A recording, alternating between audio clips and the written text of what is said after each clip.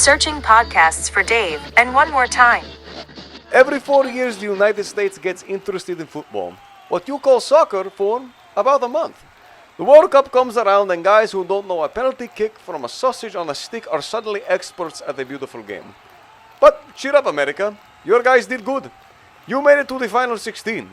I think you get Chick-fil-A coupons for full-size lemonades for the price of small ones for that.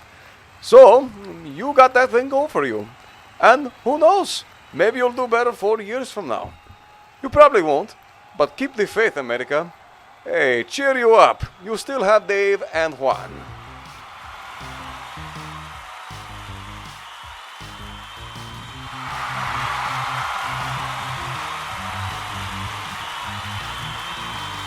And 3, Number 2.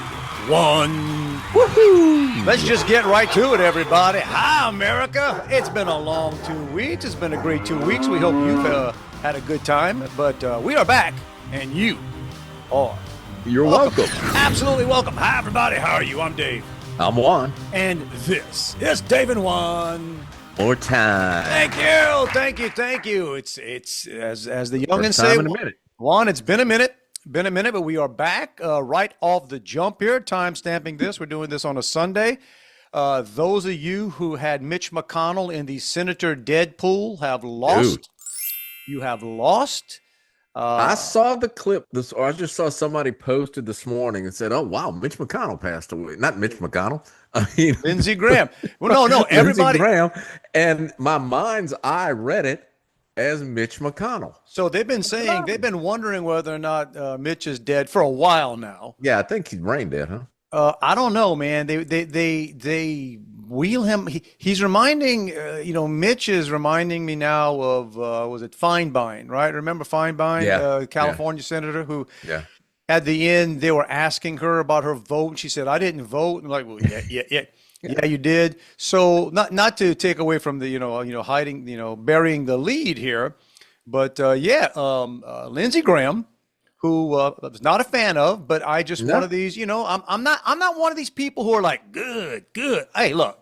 No, I would never do that on anybody. No. Yeah. No, I wanted him to have a very long and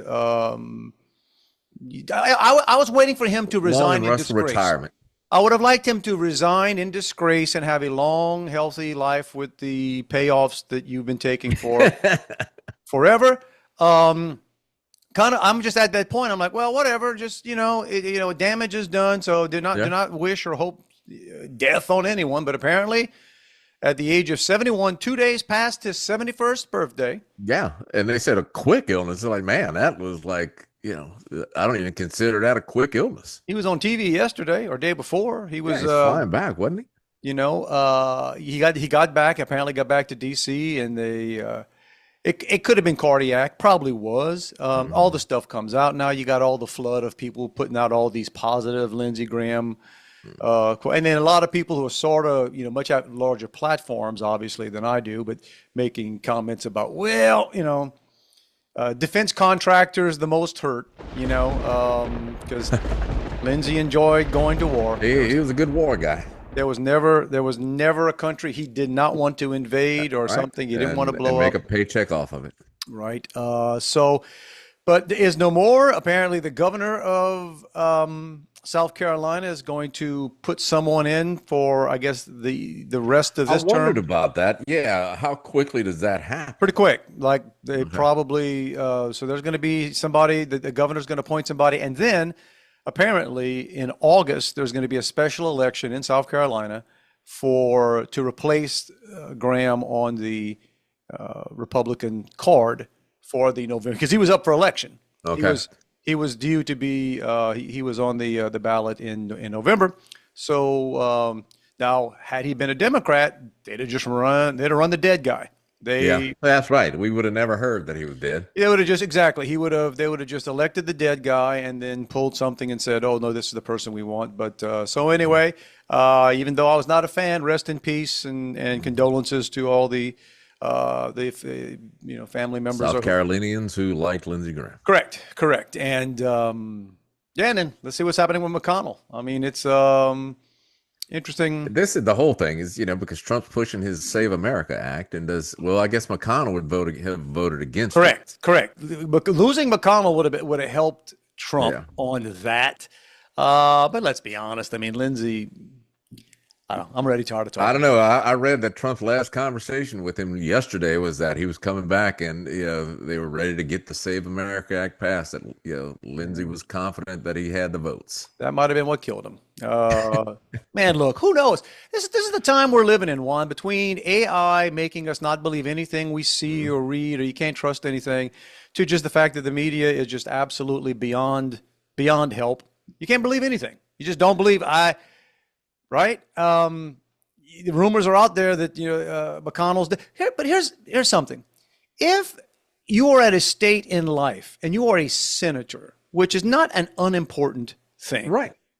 And people can start a rumor that you are dead, and it takes weeks to prove him wrong, to prove that you're not. We're not dead. We're not sure he won't be. But. Look, man. They can accuse you of all kinds of things. They can accuse you of being dumb. Yeah, that's the easiest rumor, right? To put to rest. That's a pretty objective thing. Right. Today's newspaper, right? Of course, we wouldn't believe it with AI. But so anyway, so that's where we are today. It's been one of the reasons that Juan and I do a podcast every week is it's just there's too much stuff that happens in a 2-week period to cover.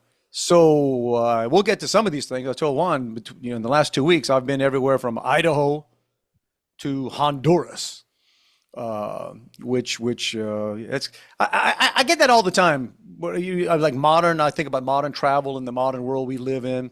Something like that would have taken you 2 years back in the day. Right, there were times when you got to cross the Gulf.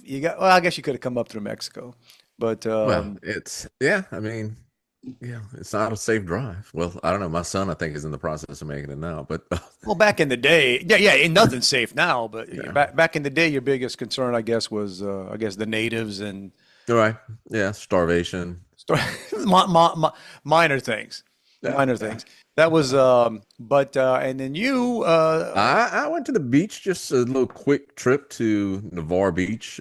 Some friends of ours who I've talked about here and there.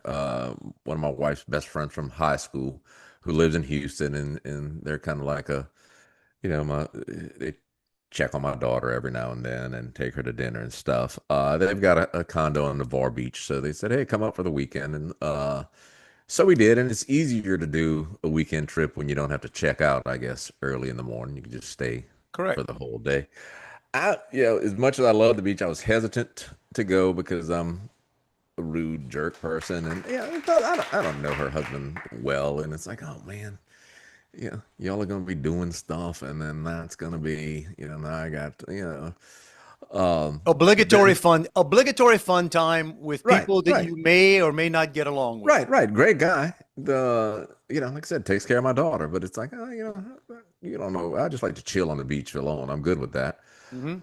But she used a term that it's not an all skate, which I like. It's like, you do what you want. Don't feel obligated to hang out with us. Y'all want to go to dinner or whatever, right. We're just offering you the place to stay. And then we got word that his mom had fallen and broken her hip, so he couldn't be there. And so I was like, oh, all right. Bonus for me. But, that's what I like about Juan. Juan will admit the quiet part out loud. It's like, man, I hate that happened, but hey. But he ended up like this. He got there late. I got back late the Sunday afternoon, and he's Hispanic, so I had to make sure I didn't wear my Gulf of America shirt. I didn't want to be offensive. And I was, I still get a kick out of the fact it shows up as the Gulf of America. I crossed the Gulf of America on a boat twice in the past week. So good. So you had hopefully had a lovely time. I did, man. It's great. Met some people. It's always fun. You hear people talking, and it's, I said, bro, where you from? And New Liberia. I said, I knew it. I knew it was somewhere south of I-10. Man. But yeah, he had a little boy, and I laughed because I thought it was hilarious. The little boy was probably 3 years old. Cute little kid. And everybody he'd look at, or if like his little sisters, if they were messing with them or whatever, he'd throw like three fingers up, like his thumb and his first two fingers, and he'd just like stick it in their face. And I asked his mom, I said, "What's the deal with the three fingers?"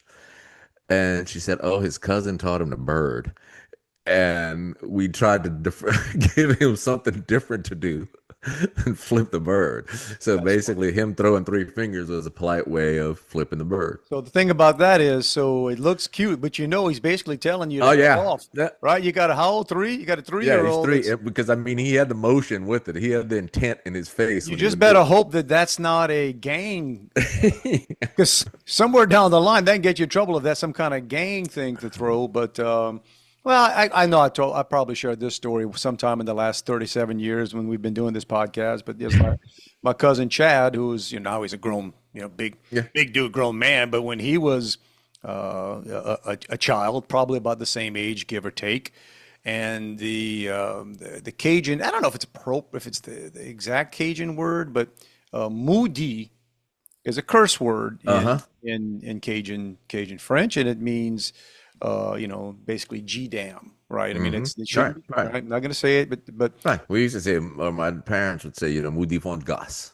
Okay, so you'd hear that, and I guess growing up, and my parents used to speak a bit of French. They'd always switch off to French mode when they didn't want you to know what they were talking about. And my grandparents obviously spoke a lot of French, so that word would get thrown out on occasion, and usually with some little bass behind it. You were like, so kid picks up on that. Kid picks up on when you're mad, right? You say moody. Well, if you were anywhere but South Lafourche, you could probably get away with that, but it's probably not good to be pushing a grocery cart through Frank's IGA and have a 3-year-old yelling moody. So somehow they got him to start saying moose. So he'd get mad, and whenever Chad was mad, he wanted to curse. He'd moose. See, that's it, man. It means the same. It's the beauty of the inflection is there. But you'd have to wonder, like anybody out in public would think, "Oh, that kid's got some issues, man." I mean, like what? I understand if he was cursing, but he's just basically why is he out of them random words? Why is he saying moose? But but it's cool. A lot of things. Did you catch any World Cup while you were in Florida? Were you watching any? I watched a little bit here and there. I'm not a big World Cup guy. I actually watched some yesterday. Yep. I thought about watching the U.S. I think I don't know, but again, I don't know enough about soccer. I guess it's not hard to know. The thing that throws me off the most is the clock. Dude, everything. Listen, here's why. And my older son, Jesse, who just lives for this stuff, he loves it. He will tell you it's amazing, man. He needs a podcast. He needs a soccer podcast with fellow, insane people because, soccer insane. Because he's watching these countries. I barely can remember the country. Right now, who is this now? What? He knows each player and what league team they play on. Wow. So he's like, oh yeah, that's so and so and so and so. Oh, he's the right wing for blah blah blah. And I'm like, so just again, it's what he so he's been living. Right. I saw he got to watch it with some international people on the We're boat. we're jumping around, but we ended up being, and that's where God was. You were on a cruise. We didn't mention. Good to us today. So we was on this last week, right? It's been 2 weeks. This last week we were on a cruise, and we ended up. And by the way, let me. I didn't make notes on this, but while it comes to my head, YouTube TV can go to hell. YouTube TV sucks. YouTube sucks. It's so hard to get, and then when you get to another country, they don't have the rights. So we buy the internet package on the boat only because, and this just happens, this is the second time we take a cruise out of Galveston. It's been many years. In fact, it was 4 years ago because World Cup was going on the last time we were on a cruise and could not catch, it's not on the boat anywhere. Oh, wow. No, it's not. I mean, cruise lines, and I don't want to get into the rant on cruises now. So we get to, where the heck are we? Honduras. We're in Honduras. Now, when I say we're in Honduras, Juan, that's like saying, you land at New Orleans airport and you're hanging out in the airport lounge or something and saying, "Oh, I'm in New Orleans." Technically, yeah. you're in New Orleans because the boat pulls up into Honduras, wherever the little town is. And I basically told my wife, I think we're in Gulf Shores. I think because the whole little community there is owned by the cruise lines. That's the only reason it exists. Okay, in this little island we were on. And don't get me wrong, you can get an excursion. You can take your life into your own hands and get. And you hear the stories about, they'll charge you $10 to bring you somewhere and $100 to bring you back, that kind of stuff. So anyway, we weren't doing any of that. And we knew my son wanted to watch, and we have an extended family there. He wanted to watch the Argentina game, our Argentina match. That's his team. He's got the jersey on.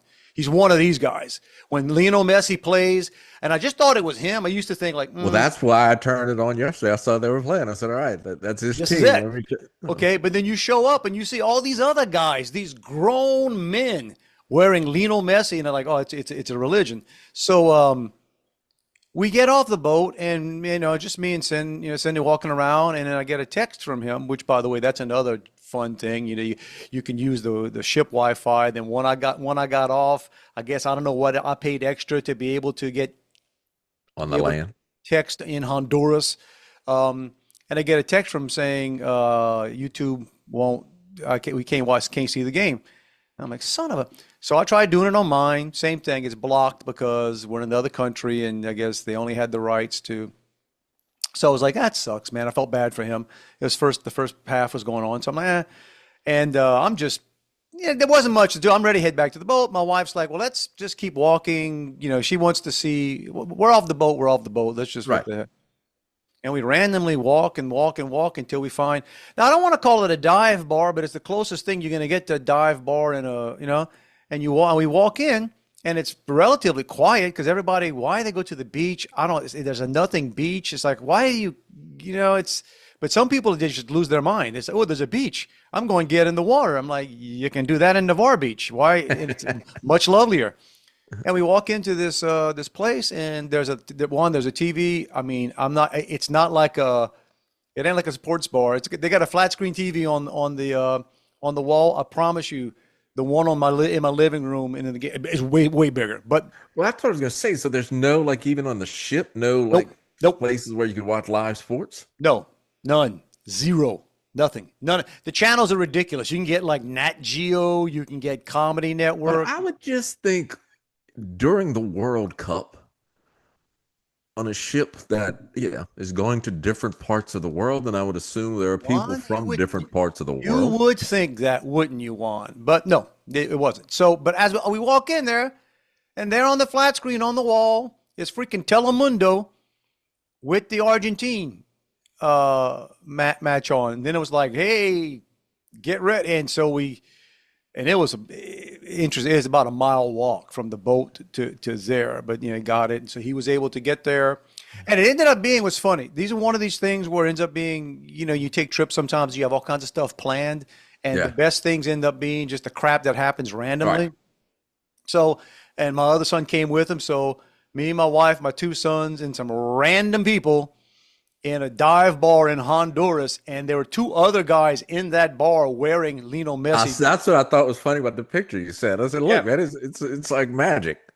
So my son and his two new best friends lost their freaking minds. Well, now, were they from the ship, or were they? Yeah, they were. Locals? They were. Right. Yeah, they were the same thing. They just happened to find, and even then, the marketing mind. Juan, I'm cursed with that. I sit in places and I'm thinking, how could you be doing more business in this place? Right.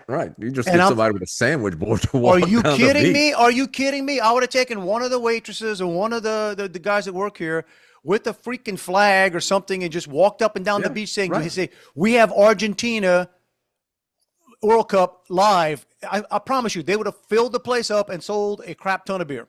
Yeah. But anyway, it was that part was great. Shout out. They actually, the drinks on. Let's just put it this way: as the Cajuns would say, they were not shish with their drinks. with the pina coladas and the various things. But that was good. A small part of it, but that was World Cup, and then they played again yesterday. I got to be honest, I fell asleep before the match was over. I was exhausted. We just got off the boat yesterday. Yeah, you're busy. No, listen, we got off the boat, got back here, and my son slapped on, fixed his hair. He went. He had a show to do in Houston. His play's running, and then he's back. He's back there today. So that's the his play ends today. We're going to see that this afternoon. We're recording this early. The end of the run of the true story of the Three Little Pigs. 200, I think 200 shows. 200. Dang. Been a while. It's been a while. We went to something last night. It was just outside of Baton Rouge, but and they're based in Houston.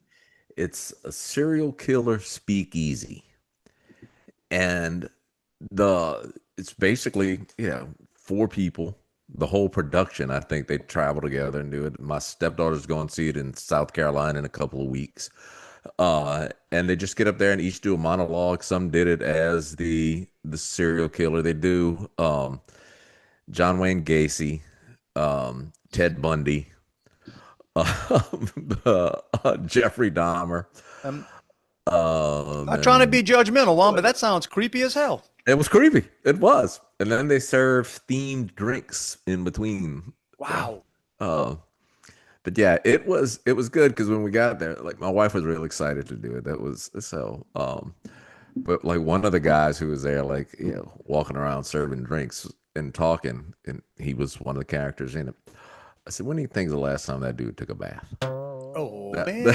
Come on, he didn't smell, but he just looked like he just looked it, right? Yeah. Yeah. But then there was a couple that walked in and they smelled so much dope I wouldn't have needed to have a drink. I don't know what to comment on that. What was it? Something you were saying that about, gosh darn it, plays. Oh, yeah, that's the other thing. And again, I'm not getting into the rant yet about the cruise, but cruise entertainment on cruise ships depresses me. It's got to be. It depresses me, and it doesn't mean they're not good. Like the you singers. sit down and I've heard of people or people who know people who said, "Oh, it's like the best life. You live on the ship, and it's hell. Hell, I don't know why this trip, and not so much the entertainers. Now the entertainers, they are at least they're they get to do what they enjoy doing. But there's no lower. I mean, I'm sorry. With all shout outs to DJ Red. Hey, chase your dream, buddy. Whatever. Man, comedians on a cruise ship, and they were bad. Ones we were on were just. I skipped one. Right, here's the deal. I went to one PG-13 show because the reason I figure is you have to try to be a little funny at PG-13. You just do, because too many people who are not very funny, they're not very intelligent, they're not very talented. They confuse or they try to sell shocking, right. Bad subject matter or stuff. People are like, ooh, and some people are like nervous laugh. They laugh when they hear stuff that they're not really not supposed to say in public. So that's not creative. That's not comedy. It's hard to do. I would think it's hard to do. It is comedy, and you gotta, and don't be a hack. The other thing, and I guess it's just part of the par for the course, is the crowd work. God, there's nothing that's more boring to me.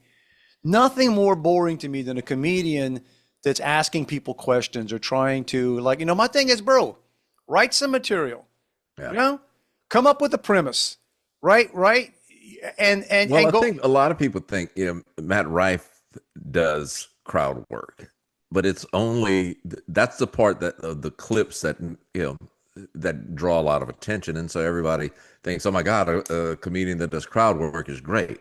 Well, he does it for, I think, just it's a segment of his show. He does it, and right. Now, granted, he's look, what's his shtick? He's a good-looking dude, Matt Rife, and he's sort of peaked. He's around, but he's not like he was. Yeah, I don't see him much anymore. Yeah, so he had big. But again, he's certainly not clean. Right, but big social media thing, and he they show the crowd work because that's not his material. So that's the thing with comedians. They say when they used to do specials, they were basically burning that material. You couldn't really use it again because people saw it, and if you show up to watch a comedian, it's not like a band. A band, all you want to hear, point. Right? A band, all I don't you want want to to go to hear hear is the same joke.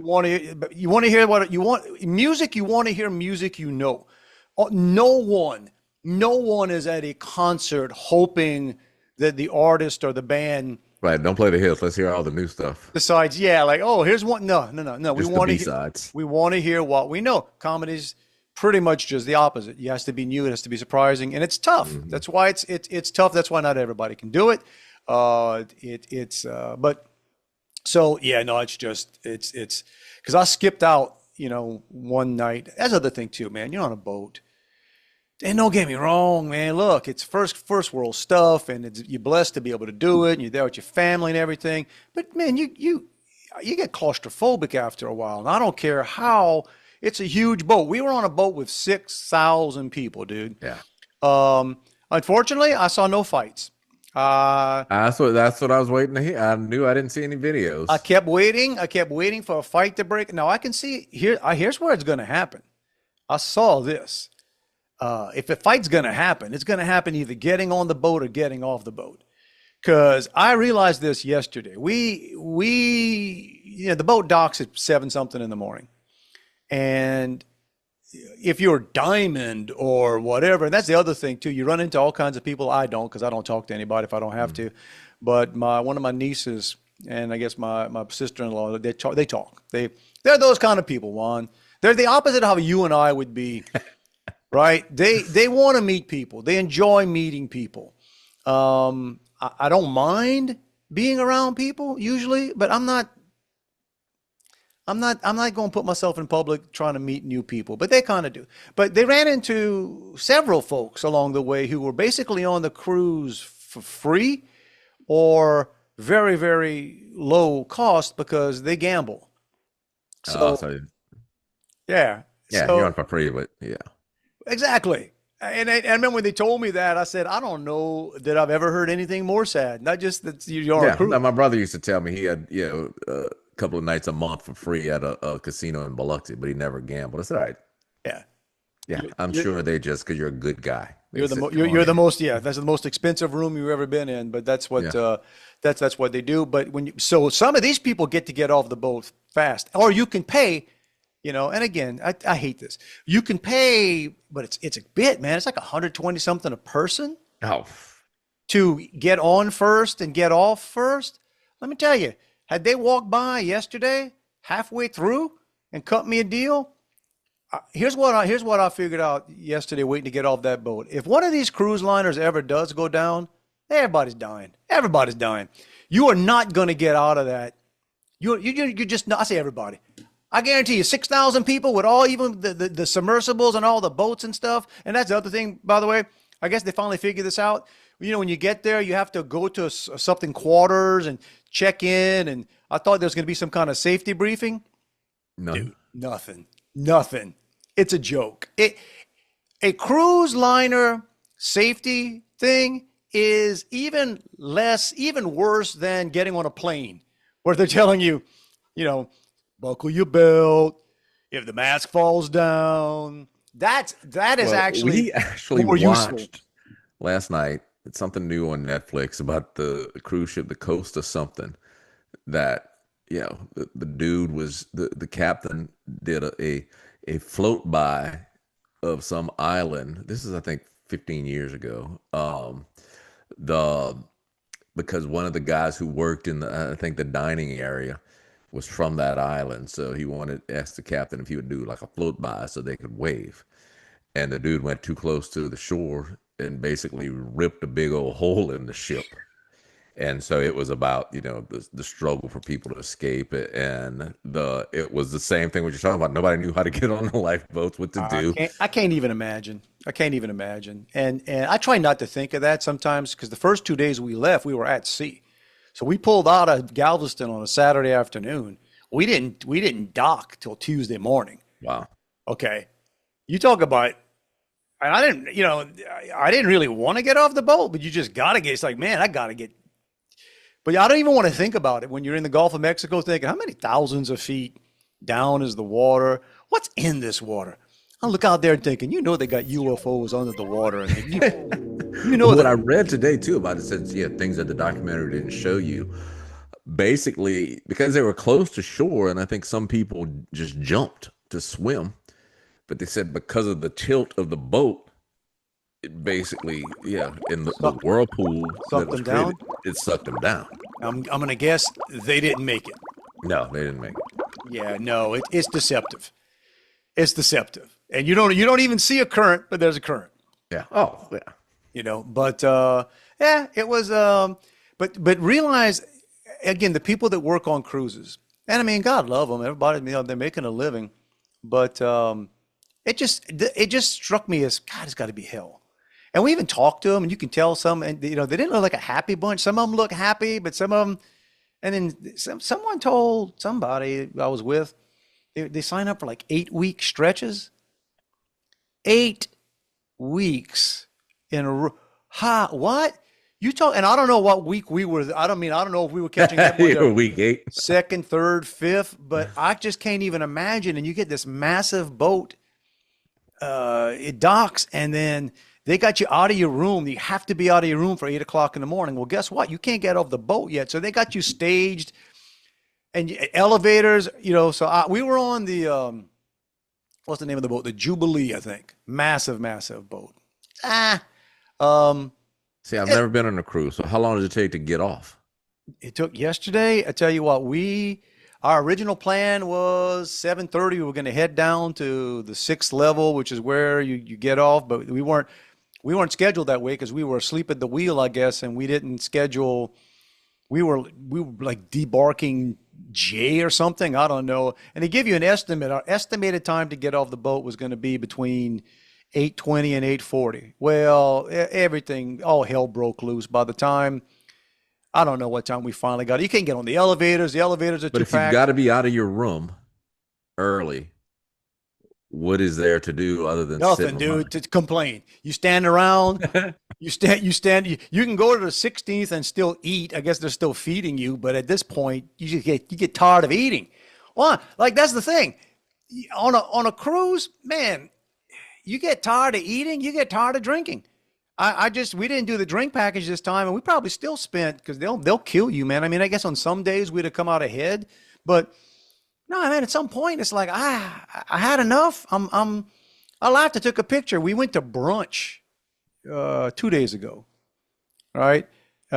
Which was the only day they did that. It was these typically, and then my in-laws, my mother-in-law, father-in-law, and his brother was with us.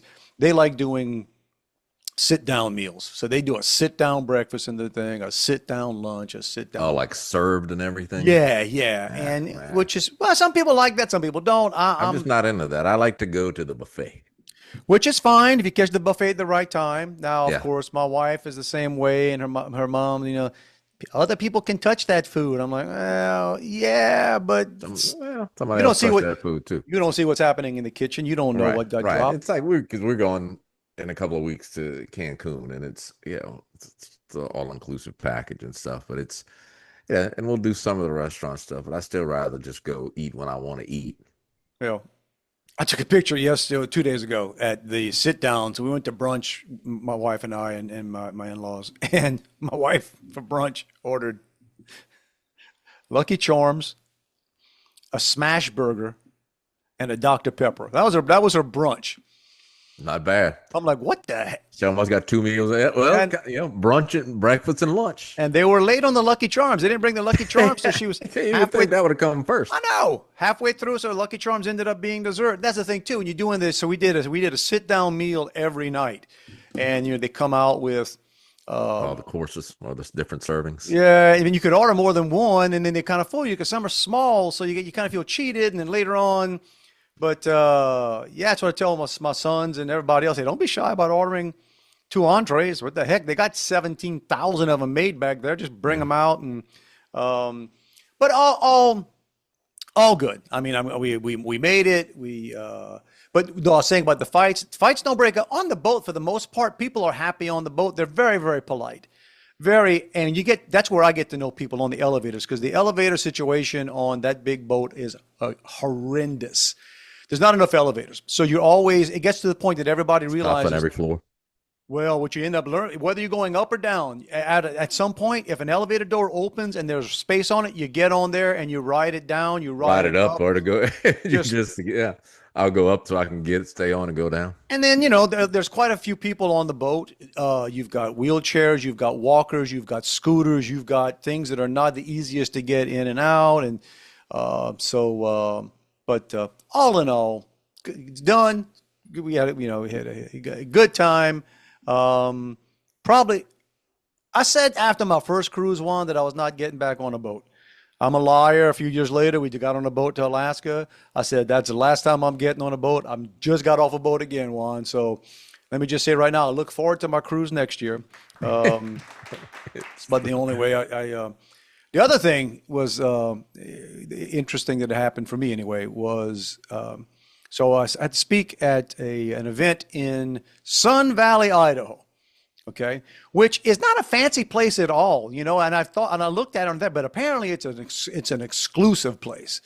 Like, apparently where we were at Sun Valley, whatever the lodge or wherever we stayed. What are some big places in Idaho? Sun Valley? Well, you got Boise. You got Boise, Idaho. Okay, right. Okay, but so Sun Valley was apparently the first destination ski resort, like people that would actually make trips to. And the lift, what do you call them, the ski lifts? Yeah. Apparently was invented there. The first ski lift was who knew? So it's one of those places. I forget where I was the other day. I told you I was in Hilton Head, where I said Hilton Head made Caddyshack look diverse. Yeah. Okay. That's Sun Valley, bro. I mean, it's so funny when you're walking around, people with money. Patagonia just needs to be the official sponsor of. I mean, even the people that walk around there, even their obvious casual junk clothes cost more than the suits you wear. I mean, it's just, but nice place. I'm getting in Denver, connecting Denver to get on a smaller plane, and I look ahead of me and I'm like, hey, I know that guy. And I get on the plane. I'd been upgraded. He was one. Oh, that's right. I forgot about this story. So Scott Hamilton. So Olympic skater. He was the gold medalist in 1984. Totally forgot about that. I actually went to show a person at my office that picture you sent. Yep. He's a big skating fan. But I recognized him. Here's what's funny. That's a Gen X thing. I'm Gen X. I guarantee you, Gen Z, millennials, no idea. So I see him. I don't talk to him at all. He's there with his son. We get on the plane, fly. Land at the Sun Valley Airport's a little airport. And I was waiting, I had to get on a shuttle because it's about a 30-minute drive to where we were. There's a hotel shuttle I was waiting on. Apparently, so Scott was on the same thing with his son. Mm-hmm. I had on a Good People Win hat, and he saw me and goes, I like your hat. So, I didn't even start with him. I was not the first, I'm not that guy. I didn't. One, that's how much I don't talk to people when I don't have to. I got Scott Hamilton standing 5 feet from me. I'm not going to be the one that says, hey, I know who you are. He breaks the ice. He says he likes my hats. Oh, appreciate it. We start talking, and we were actually on an agenda. He spoke at something. Is that a pun? He breaks the ice? Boom, boom. But so we end up on the shuttle.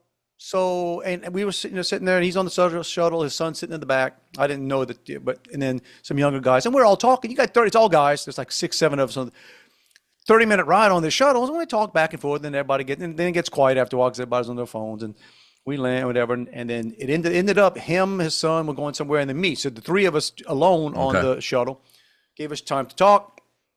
Again, just super nice. Hey, he was just there on vacation. Hey, fine, good. Well, that night I had to be to dinner, and I ended up seeing a couple of the guys who were on the shuttle with us. They worked for a vendor or something, young guys. And I asked them, I said, you guys have any idea who was on the shuttle with us? Not a clue. And I'm like, that's Scott Hamilton. Not a clue. They have no idea who that is. Did you acknowledge that you knew who he was?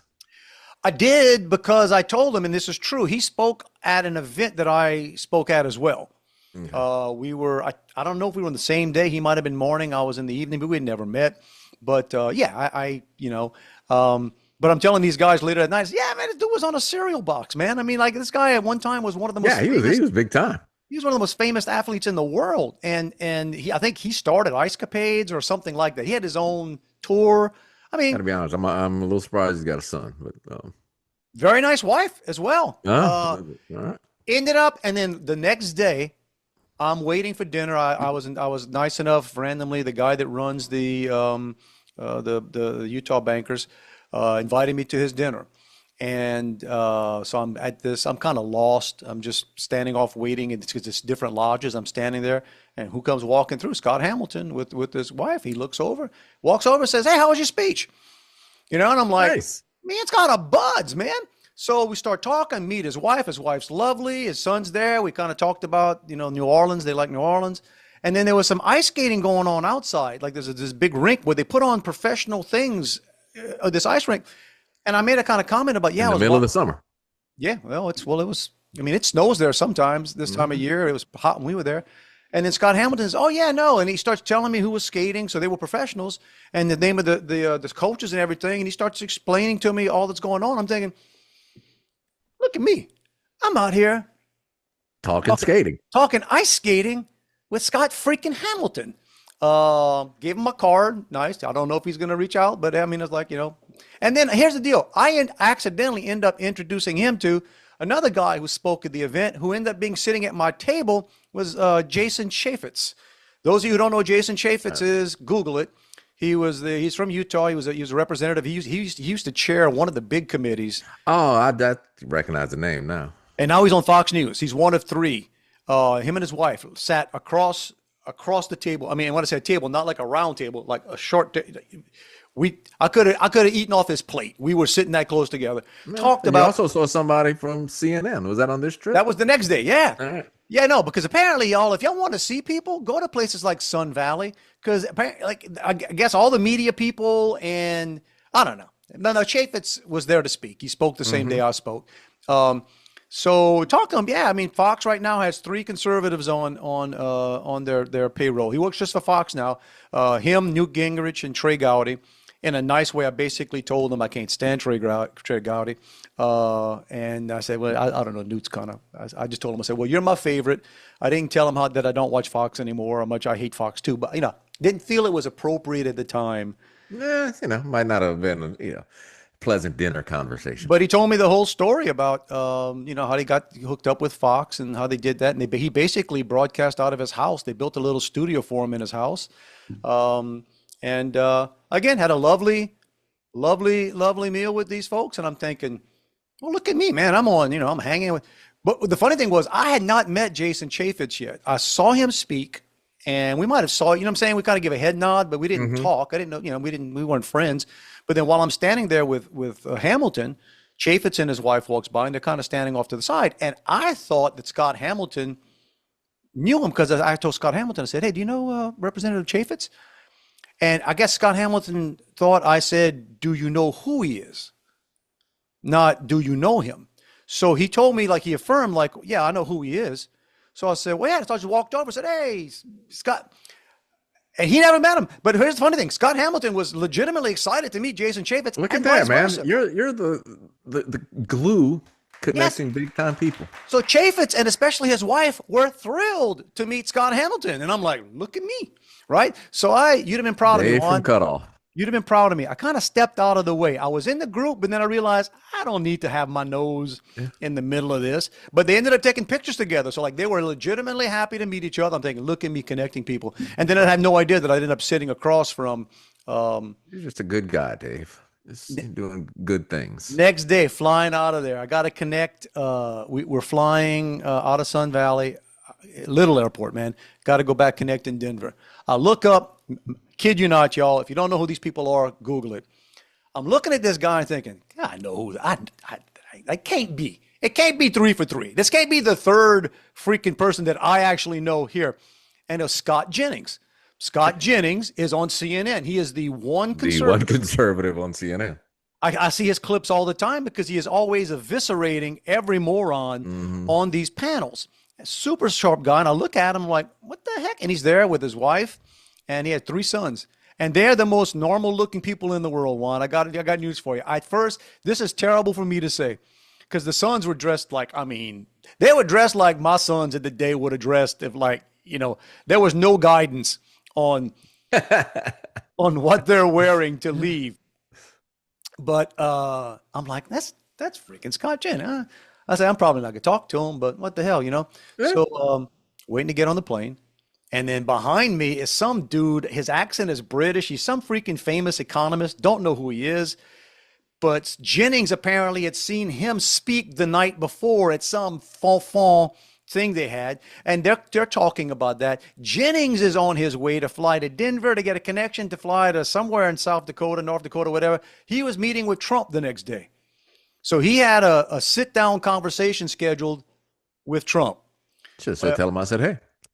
So I'm sort of in the conversation, but not really, because what happens is the United starts boarding, and they're all looking at their passes and stuff, and I had to tell them, hey, look, just because you're in loading group 1, that means you're number 7, because they're gonna load this freaking plane before they get around, and then so they get on there. So Jennings, they upgraded him, so his family's nice, right? His family all got to sit and coach. They upgraded Jennings. He's, it happens.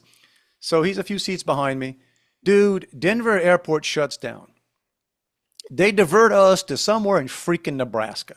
Some little airport in Nebraska that doesn't even have the gates ready to come get us.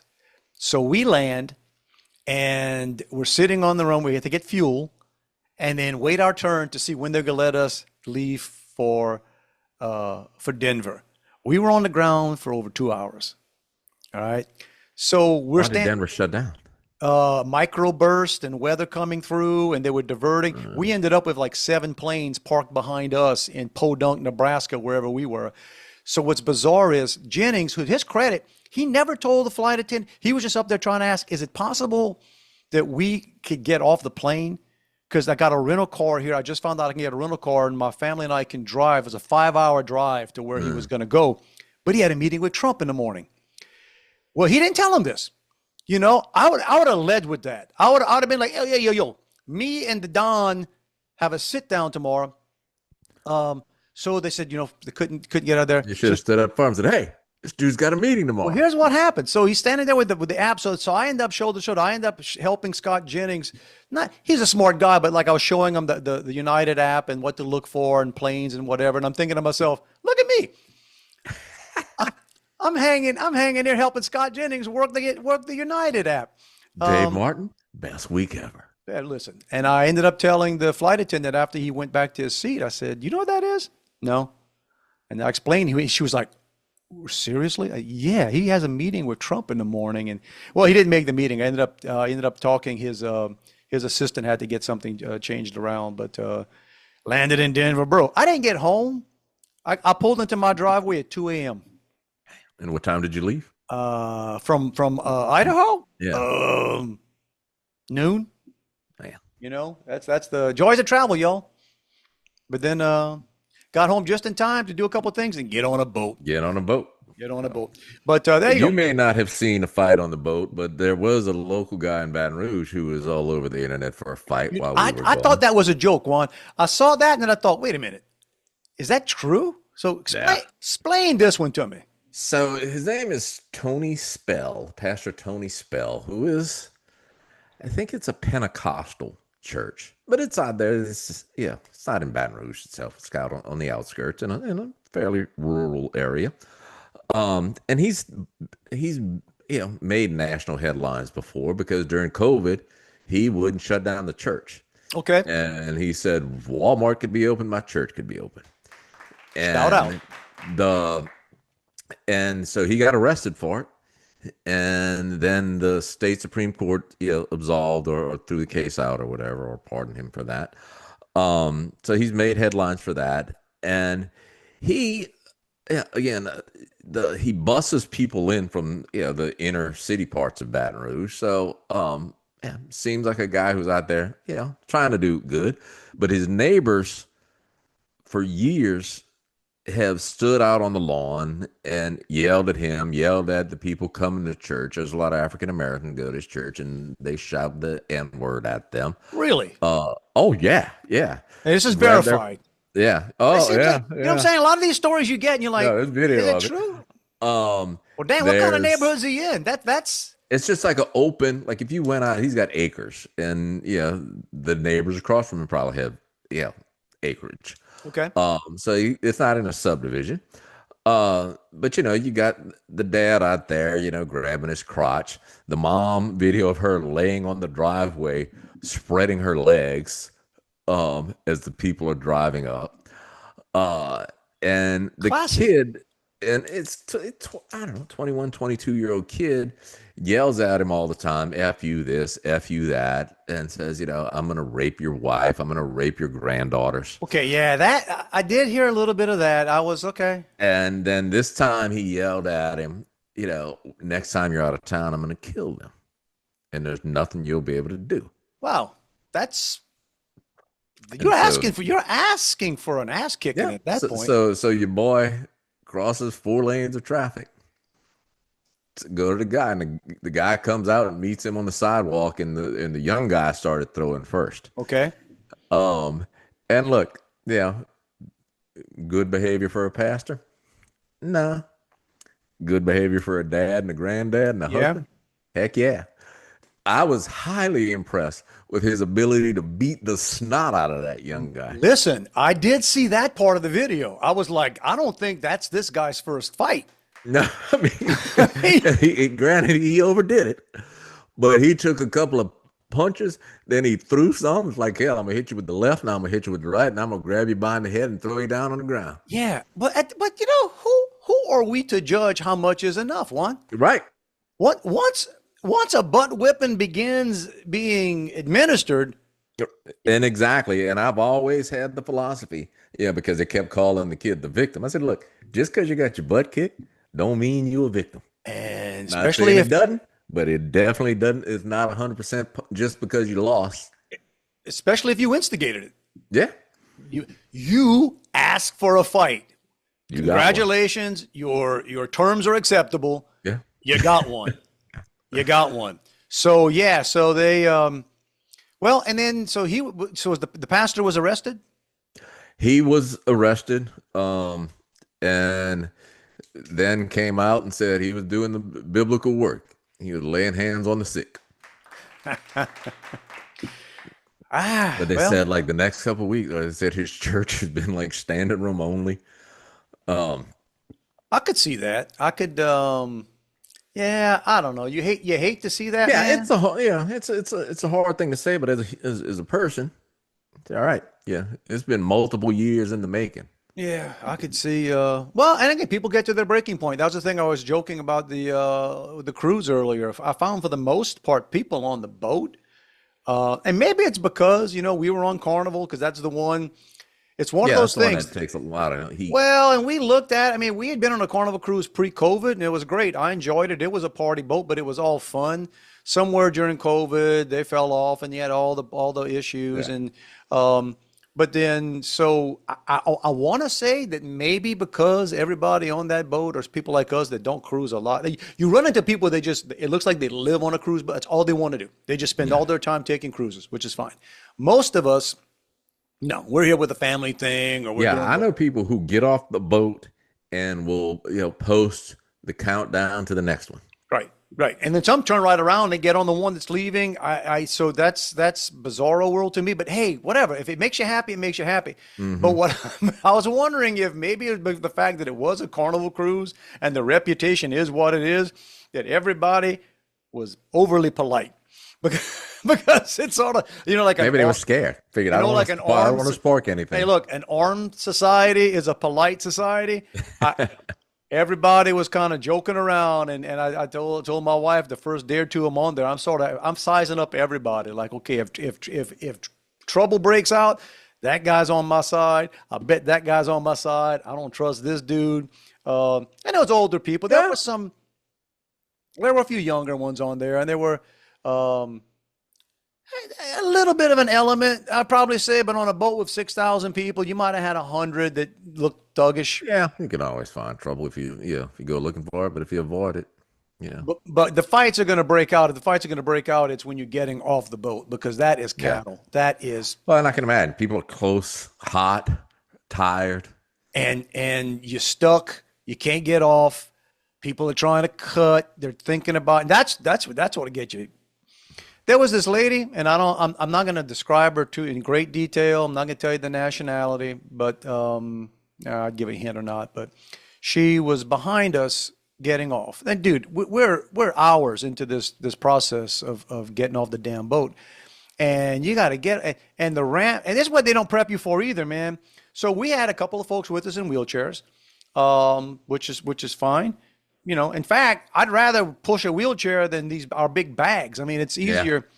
But the ramps, I mean, you are either pushing up a pretty ramp, or I think going down back. Going down might even be harder. Going down is you got to keep putting the brakes on, you know, like slowing down. Going through all this, and this woman behind us apparently had a shuttle. She had an airport shuttle to get on, and she's asking the person, like one of the people says, "Is there a, you know, can I have a shuttle to catch? Can I?" And Juan, the credit to the cruise person there, or the terminal person, who was just like, "Ma'am, it's a line. This is the line you're in." And Juan, when I say at this point, we probably had 600 to 1,000. I couldn't even count how many people were ahead of us in this serpentine kind of line. And she's thinking she's going to cut that because you got a shuttle. Yeah, that's the whole thing. And I've told this story before. Last year when I don't know where we were going. We're flying out of New Orleans. Some guy comes up and says, "Oh, you know, my flight's going to leave soon. Can I cut the line?"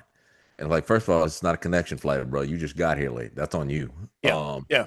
And the people in front of me said, "Yeah." And so I said, "No, you can cut them. That means you cut me, and you're not cutting me." Well, so she asked me, all right. I ended up switching places with my wife doing something, and she comes up. She goes, "Excuse me, are you trying to catch something?"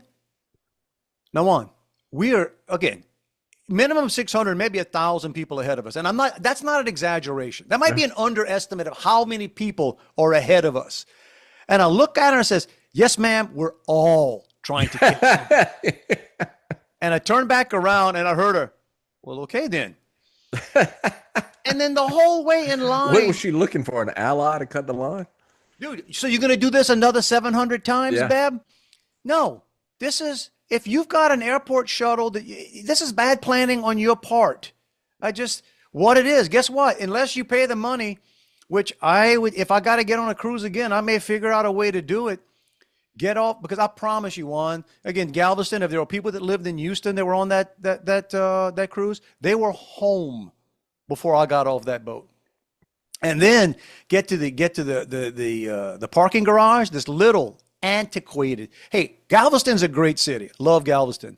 Man, that little parking garage they got, it took us 30 minutes to get out the parking garage, man. It was, but hey, first world problems. People are listening to this saying, "Would you just shut up?"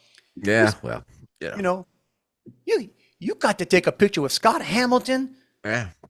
My first world problem for my trip to Cancun is the only thing that I really want to do. Not the only thing I really want to do, but I said I want to go get one of those foot baths with the fish. Ooh, we saw that. It grosses me out. They had those in Mexico.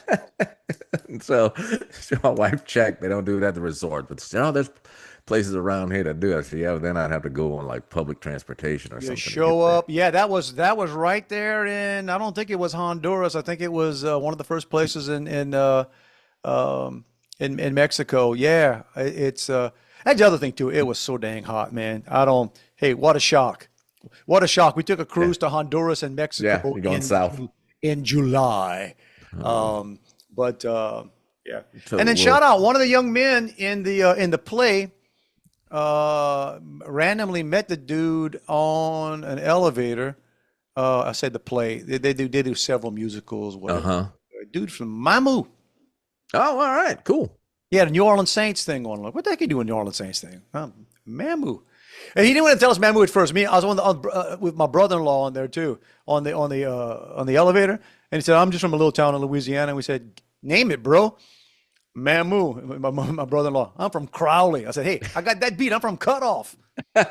Dude, last week, not the main pastor of my church, but the younger guy was doing the sermon, and he was talking about that he had gone down. I don't know. He tied it to the story he was telling, but he had gone down to a funeral for somebody, a family friend in La Rose.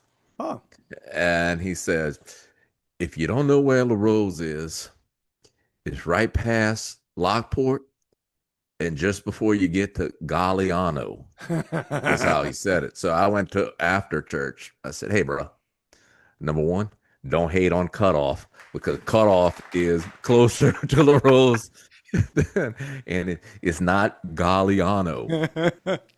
hey, man, exactly. Did you teleport over cutoff? No. You No, that's drove right, bro. Have you not heard the phrase LaRose cut off? the roll's cut off. It's combined. Yes. Combined, man. So yeah. Well, good for him. Galliano. Yeah. Good for him. Oh, my man. You know what? It's been 2 weeks, but I think we squeezed it in. We got various notes that give us something to talk about next week. When's your Cancun? Where are you going again? Not to the end of the month, but we're doing it. We won't miss podcasts. Gotcha. All right, America, relax. Yeah. Relax. I'm going to Louisiana next weekend. We'll try to get this done maybe before we leave. But we'll be back. But hey, you know what we're gonna do? We're gonna push the button. Get on out of here. See if any of this stuff stuck to the magic tape in the sky, y'all. It's still good. If you want to reach us, it's Dave and Juan at protonmail.com or right wherever here. you are. Comment, don't comment, put smiley You faces. can do like you do. An old friend of ours who we've mentioned in previous podcast, Mark Harrington, commented on one saying he wanted to listen to one where we said his name. So we told him, he could go to any of the past 250 something episodes and track it down. Right. Yeah. Go find it, Mark. Although he doesn't go by Mark anymore, does he? He doesn't go by Mark. It's Ian something. Ian Cruz? Is that it? Yeah. It's his pen name. If I got it wrong, Mark, I'm sorry. Yeah. I'm sorry, Ian. Bro, we're still tight. We're still good. Whatever. But yeah, I forget the stories we even told. That was way back. Yeah. I think it was about your radio name. Yeah, we'll come back to that. We'll do that. Hey, every week we tell you it's not a hint, suggestion, or we're not implying jack. It's a freaking mandate, bro. The mandate. Get out there. The past couple of weeks is we weren't here to remind you. Yes, I know, and we apologize for that. But hey, go back and watch an old episode. We remind you again, right? I mean, sometimes life knocks you down. Get back up. What you gonna do? Lay there?